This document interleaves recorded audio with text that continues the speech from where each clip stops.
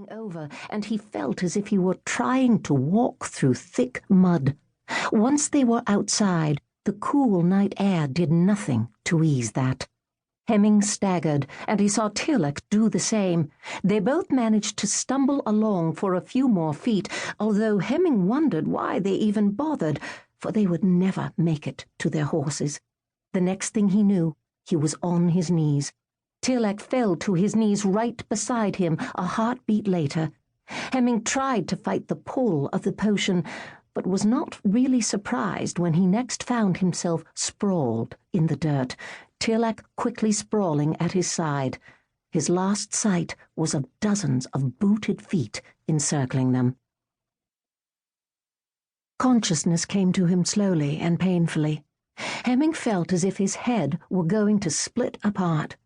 Then he recalled sprawling in the dirt, dragged into unconsciousness by some herb or potion slipped into his ale. He slowly opened his eyes and stared around him in utter disbelief. He was in a cage, thick silver chains holding his wrists and ankles to the heavy iron bars surrounding him.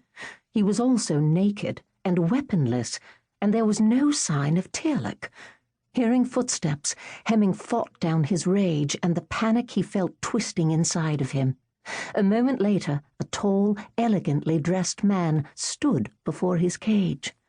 "Welcome to Ras Currach," the man drawled and coldly smiled.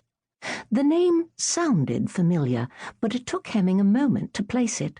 Then he recalled that he and Tillich had stopped in an inn near the keep a few days ago. It was the home of the Kerrs. Their laird was named Sir Hervey Kerr, and he was not well liked, if Hemming recalled correctly. This slender man, dressed as if he were about to attend the king, did not look like the cold, brutal man they had heard whispers about, but Hemming knew all too well that looks could be deceiving. "Tillich," he began, intending to demand to know where his cousin was. "Your companion? I fear he is now the guest of the Carbonells, and enjoying all the comforts of a secure English dungeon. My ally, Wyman Carbonell, intends to make your cousin tell us all about the hiding places of your people. We wish to locate your many nests so that we can clean them out. He will tell ye not, nor will I.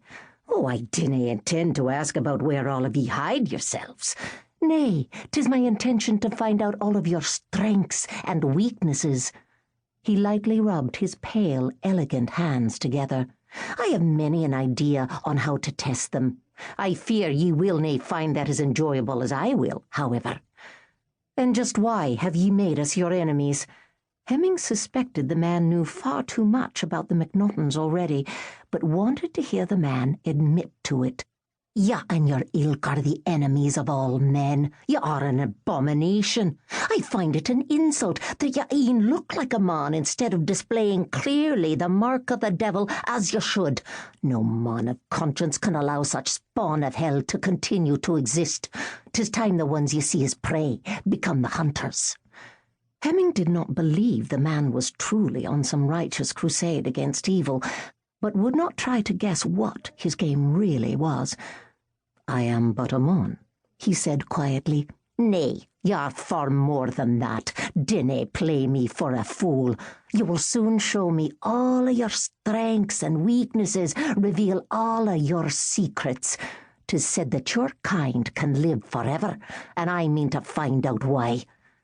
Something in the tone of the man's voice told Hemming that what the man had just said was a clue to his real intentions, but Hemming's head was throbbing too much for him to be able to sort it all out right now. Once his head cleared, his first thoughts were going to be how to escape and then rescue Tillich, not about what this swine wanted. Hemming refused to think that this was how he would meet his end, as a caged beast for this courtier to torment.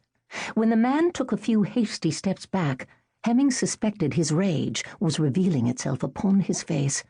"You canna escape," the man said, a faint tremor in his voice revealing his fear. "Those chains are made of silver, and just in case that is a myth, the cage is made of iron." "What? in case I am fey as well. To keep listening to this audiobook, I've left you a link in the description so you can do it, at no cost thanks to Audible's 30-day free trial.